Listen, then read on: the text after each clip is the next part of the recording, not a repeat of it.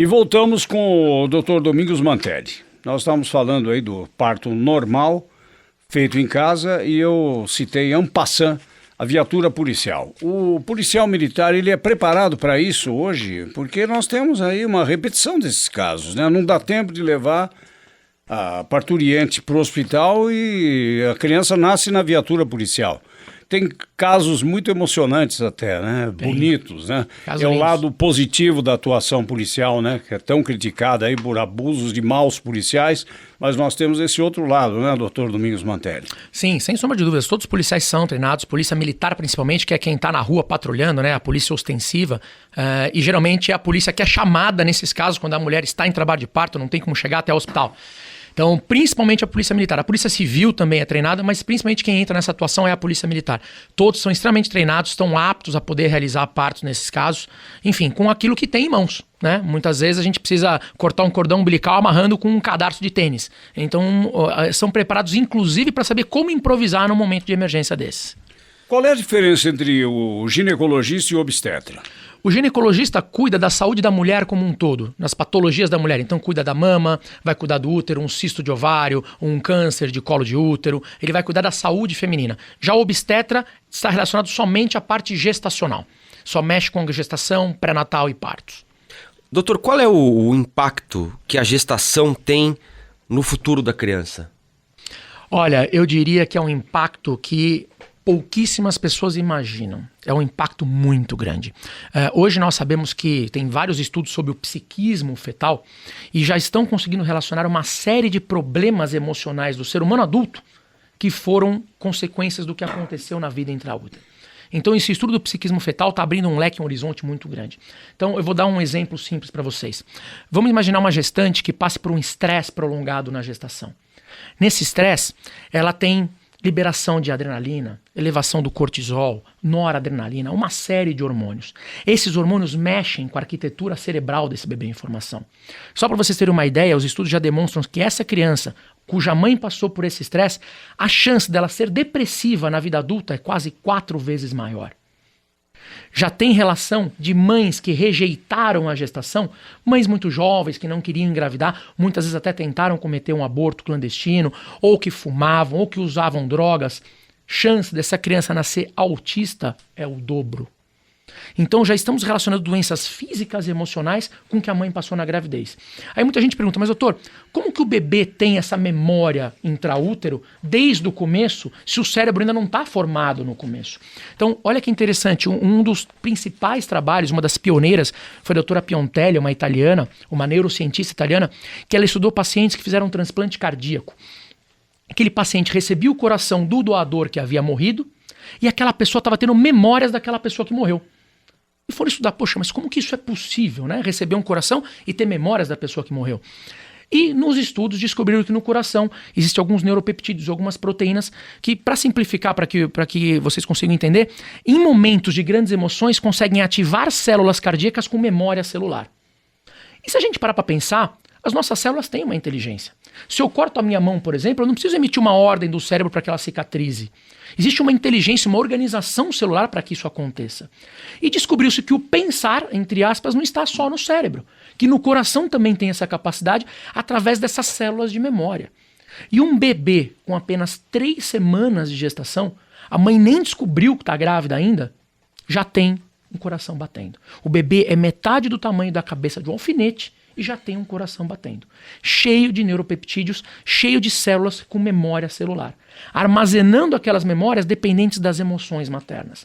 Então, muitas vezes até um aborto pode acontecer por conta de uma rejeição materna. Por conta da mãe rejeitar e liberar aquela carga hormonal naquele bebê. Isso vai trazer uma série de consequências. Déficits cognitivos, problemas de aprendizado, de concentração, hiperatividade. Hoje já consegue se relacionar todos esses problemas com o que aconteceu na gestação, com o que aconteceu na vida intrauterina dessa criança. Isso é passado para as gestantes, pelos médicos?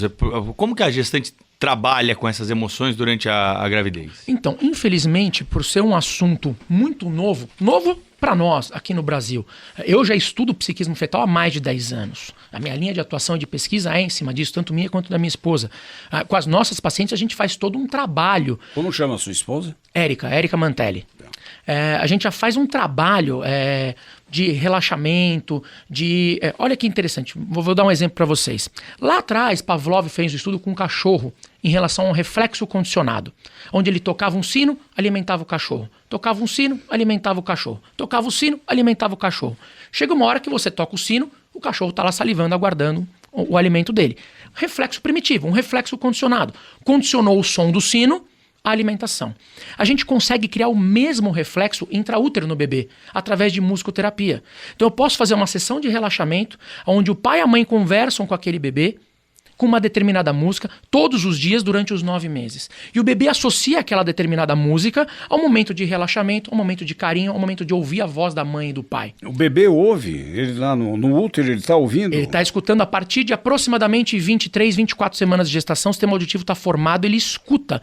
Tem trabalhos, inclusive, mostrando grávidas que passaram uma gestação inteira num determinado país e foram ter o parto num outro país, a criança tinha dificuldade de aprender a língua do país onde nasceu e tinha facilidade de aprender a língua do país onde a mãe passou a gestação toda. Mães que tocam em orquestra, são músicas, né? Musicistas. Essas crianças, quando nascem, têm maior facilidade de executar músicas e instrumentos musicais sem nunca ter estudado. Mas isso é instrumento. assustador, doutor. É assustador isso. Hein? É impressionante. Eu diria Pensar que impressionante. nós já temos uma vida intrauterina. É assustador. Então, hoje a gente sabe... A minha geração dificilmente vai aceitar isso. Pois é, na nossa geração já é difícil. Você era considerado gente depois dos 18, né? Na nossa geração já é difícil de aceitar, imagina as gerações passadas. Mas o mais importante é que isso existe, está aí e isso acontece. Tanto que você pode utilizar a mesma técnica na hora do nascimento. Na hora do parto, você pode, na sala de parto, colocar a mesma música do relaxamento, fazer com que o bebê nasça sobre o som da voz da mãe e do pai, que é a voz que ele conhece. Fazer com que esse bebê tenha um contato imediato pele a pele com a mãe ao nascimento. E isso independe de ser parto normal, cesárea, eu volto a dizer. Isso vai do bom senso e da boa vontade do médico. Eu faço os partos quando faço cesariana, abaixo o campo cirúrgico, o bebê nasce, eu coloco o bebê direto em contato com a pele da mãe, ainda com o cordão umbilical ligado. Deixo os braços da mãe soltos para que ela possa receber e abraçar esse bebê. Até porque, se eu for ficar citando trabalhos aqui, nós vamos passar a tarde inteira. Tem trabalhos demonstrando que crianças cuja mãe primeiro acolhe no peito e abraça essa criança, para só depois que o cordão umbilical parar de pulsar e eu cortar aquele cordão, a criança não sente o desligamento imediato, aquele arrancamento abrupto da mãe, de dentro da mãe. São pessoas com menos insegurança na vida futura. Então hoje até seres humanos inseguros estão relacionando com problemas gestacionais. Então muitas coisas que nós vemos nos dias de hoje é muito simples. A gente pensa que a humanidade está ficando doente emocionalmente. Antigamente, há 20, 30, 50 anos atrás, você não via tantos filhos matando os pais como a gente vê hoje. Por que isso acontece? E nem pais matando os filhos. Por que isso acontece? Isso é inteligência emocional que está deturpada. Nós estamos doentes emocionalmente, muito mais do que fisicamente.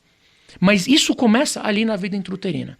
A gente precisa começar a doutrinar aquela criança, começar a tratar aquela criança dentro do útero da mesma maneira que você trataria fora. Agora, doutor, também não dá para colocar a mãe nem o pai numa redoma de vidro durante os 9 meses de gestação, né? A gente está falando aqui de casos extremos, de ansiedade, de estresse, porque a mãe geralmente continua trabalhando até quase o dia em que a criança nasce. O pai continua trabalhando, enfim, tem briga de trânsito, a vida continua rolando, né? Isso é normal, né? É normal, mas olha que interessante. Mais importante do que o que a mãe sente é o que o bebê interpreta, o que ele está sentindo. Vou dar 2 exemplos extremos.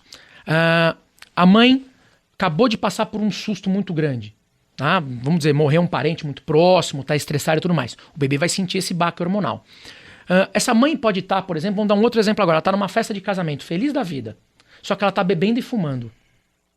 Aquele bebê está sentindo também as sensações negativas. Para ele, é uma mãe rejeitando ele. Porque para aquele bebê que está sentindo os efeitos deletérios do álcool e do tabaco, para ele é o seguinte, a minha mãe está me atacando, por que ela está fazendo isso comigo? Então também vai ser uma emoção negativa, apesar da emoção da mãe estar sendo positiva.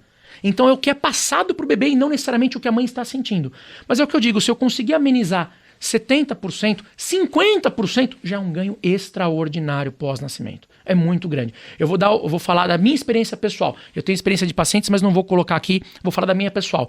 Eu tenho uma filha de 9 meses, cujo eu fiz esse trabalho de relaxamento, de moldagem desse inconsciente fetal. Eu falo, os filhos são reflexos direto dos pais e do que nós fazemos. E o senhor conversava com o bebê?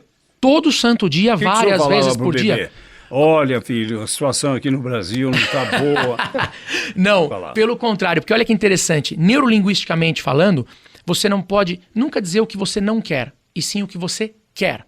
Se eu virar para vocês e falar assim, não pensem num elefante, é impossível. Automaticamente vem a imagem do elefante, porque o nosso cérebro não processa a palavra não neurolinguisticamente falando. Então, se eu vou virar para o meu filho que está dentro da barriga, eu preciso falar, venha saudável, e não venha doente. Sempre no positivo, nunca no negativo. No Porque caso essas memórias vão ficar processadas no cérebro. No caso do parto normal e do parto cesáreo, a paciente que se prepara para o parto normal, é possível ao médico determinar, num certo mês, aí, quinto, sexto mês, que ela tem boas possibilidades de um parto normal e não de ser surpreendida na hora do parto com o parto cesáreo? Olha que interessante. Toda mulher tem capacidade de um parto normal até o 9º mês de gestação, até que se prove ao contrário. Toda, sem exceção. Toda. O que eu fico muito chateado muitas vezes é ver pacientes sendo enganadas. Enganadas, vou dar um exemplo. Olha, o seu bebê está com o cordão no pescoço, teremos que fazer cesárea.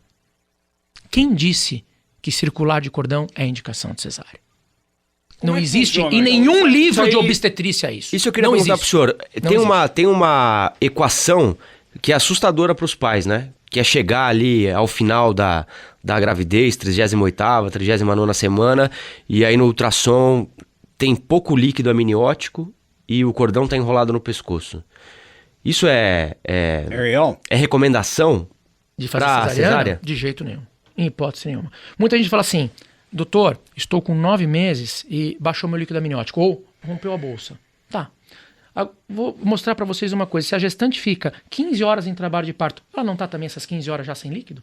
E o bebê morre por conta disso? Não. O líquido amniótico, ele tem um papel fundamental durante a gravidez. Até como uma barreira física a infecções. Mas quanto tempo dá para traumas. ficar com o líquido baixo? Não baixo, mas, por exemplo, rompeu a bolsa da paciente. Nós recomendamos que mais de 6 horas com a bolsa Não, mas e rota, antes, por a gente exemplo? entra com antibiótico para prevenção de infecção. Entendi. Eu tenho pacientes muitas vezes que a bolsa rompe com 25 semanas de gestação e eu interno essa paciente e levo a gravidez até 34. Ela fica 9 semanas internada no hospital com o bebê vivo em acompanhamento, aguardando a maturidade fetal para fazer o parto. Sem problema nenhum. Lógico, acompanhando, vendo se vai ter algum risco de infecção ou não. A gente tem que medir uma série de parâmetros. Mas é totalmente viável um bebê sem líquido poder progredir numa gestação desde que bem acompanhado. O maior problema que eu vejo hoje são os médicos muitas vezes colocando medo nas pacientes com coisas que não é para ter medo. Eu acabei de fazer um parto normal há 3 semanas atrás, uma gestante que tinha 3 circulares de cordão no pescoço. 3 voltas do cordão. E nasceu de parto normal. Lindo, saudável, sem nenhum problema. Óbvio, existem casos e casos. Eu vou dizer para vocês. E como é que o senhor decide? É pelo tamanho do cordão? Dá para saber o tamanho do cordão? Dá para saber pelo tamanho do cordão, dá para você saber através da monitorização dos batimentos do bebê se aquela circular está repercutindo hemodinamicamente ou não. Mas e na hora que o bebê for nascer? Mesma não pode coisa. repercutir? Pode repercutir O só. cordão não pode estreitar? Então, é uma dúvida que eu tenho Então, aqui. o maior problema não é a circular de cordão, seria o nó verdadeiro de cordão. Quando o cordão tem um nó no meio.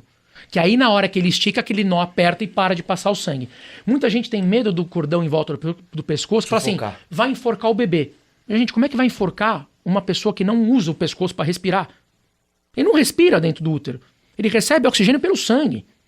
Ele não precisa ter a passagem da região do pescoço para passar o ar. Ele não está respirando lá dentro. Então não tem necessidade. Então a gente tem que desmistificar uma série de coisas. Eu digo para vocês, cordão em volta do pescoço, 95% nasce de parto normal. Apenas 5% teria que ser cesariana por repercussões hemodinâmicas, muitas vezes de um cordão está muito apertado e aí sim ele se comprimir. 5% apenas. O que a gente vê é o inverso.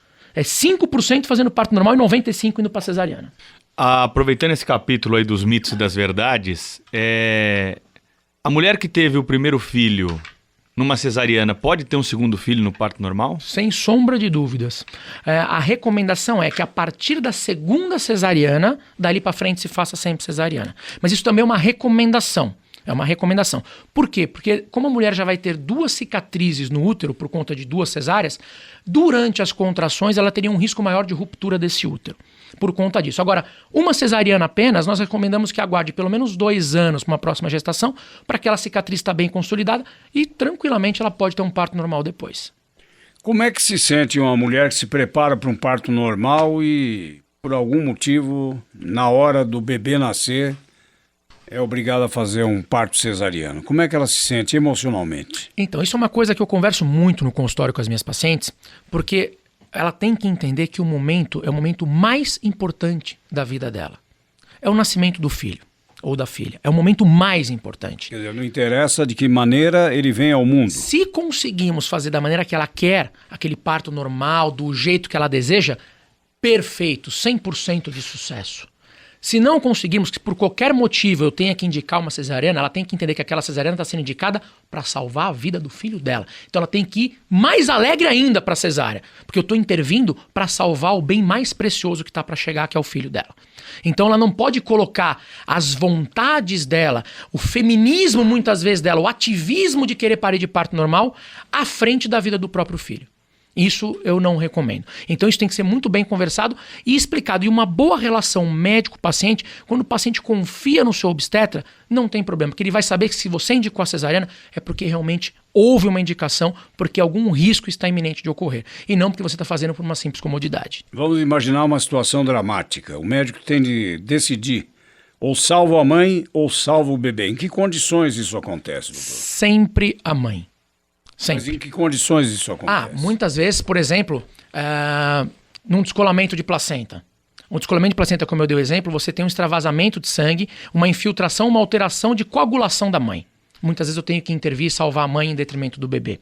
Ou, muitas vezes, uma gestação que está correndo bem, um exemplo até mais clássico, né? Uma gestante cardiopata. Ela tem um problema cardíaco, uma insuficiência cardíaca, e que se agrava no decorrer da gravidez. Eu pego essa gestante com 5, 6 meses de gestação e vejo que se a gestação progredir, ela tem um risco muito grande de morrer por conta desse problema cardíaco. Eu tenho autorização judicial para interromper essa gestação, muitas vezes sacrificando a vida do bebê para salvaguardar a vida da mãe. Caso de uma mãe diabética, que consequências pode gerar para o feto? Bom, mães diabéticas, se o diabetes for descompensado, ele pode trazer algumas complicaçõezinhas. Então, um aumento excessivo de peso da mãe e, consequentemente, ela transmite o gene da obesidade para aquele bebê. Bebês de grande peso, só que são bebês grandes, porém muito frágeis, porque é fácil a gente entender. A mãe diabética ela tem muita glicose no sangue, tem muito açúcar no sangue. E aquele açúcar vai passar para o bebê. E quem que vai queimar esse açúcar? O pâncreas do bebê. Então o pâncreas do bebê começa a produzir muita insulina, para queimar o açúcar do sangue da mãe que está chegando para ele. Aí de repente ele nasce e para de vir açúcar. E aquele pâncreas está na produção máxima de insulina. O que acontece? Crises de hipoglicemia. Então esses são bebês que nascem e têm que ser monitorados imediatamente, pois corre um risco muito grande de fazer uma hipoglicemia, e hipoglicemia em recém-nascido dá lesão cerebral. É muito sério. Então são bebês que a gente chama gigantes de pé de barro, são aqueles bebês grandes, porém extremamente frágeis. Essa é uma das consequências do diabetes descompensada numa gestação. Pode acontecer. Além de aumento de líquido amniótico, tem uma série de outras complicações, até distócias e problemas de parto. A lei brasileira, ela autoriza o aborto em alguns casos, né? Sim. Quando a mulher foi vítima de estupro. Sim. Quando o bebê nasce com uma seria formação... anencefalia, malformação incompatível com a vida. E quando, o senhor já até citou aqui, quando há o risco para a própria da vida da mãe, porque a mãe é uma vida... formada e o bebê uma vida em potencial, me corrija se eu estiver errado. Não, tá certíssimo. O senhor acha que essas são as hipóteses que devem ser autorizadas de aborto, ou o senhor vê alguma outra possibilidade? Olha, eu vejo que você impor um assunto desse, uma coisa tão complexa que é de aborto, para uma mãe, né? Você dá essas opções. Eu acho que você tem que dar as opções. Acho que ela é quem tem que opinar. No Brasil, infelizmente, a gente sabe que o aborto acaba, entre aspas, sendo legalizado a partir do momento que uma vítima de estupro não é obrigada a fazer um boletim de ocorrência para poder ter a ordem judicial de fazer um aborto legal. Então, quer dizer, teoricamente, qualquer mulher pode chegar num centro especializado que faz o aborto judicial e dizer, fui estuprada e quero tirar. E ela não precisa nem de boletim de ocorrência, porque a justiça diz que aquela mulher já passou por humilhações suficientes e que não precisa se expor ainda mais à luz da justiça. Então é complicado, mas eu acho que isso tem que partir muito da mulher, como ela se sente com aquilo. Às vezes eu já tive a oportunidade em hospitais públicos de lidar com algumas pacientes que engravidaram por conta de um estupro, e a minha orientação era, se você não quer, então somente gere o bebê e dê para adoção. Afinal de contas, eu vou dizer o meu ponto de vista, aquela vida não tem culpa do que está acontecendo, e é uma vida que está sendo gerada. Nós temos aí muitas pessoas, muitas personalidades que nasceram cuja mãe foi vítima de estupro. E que estão aí no mundo. Estamos entrevistando o Dr. Domingos Mantelli. Já já vamos para o último bloco dessa entrevista.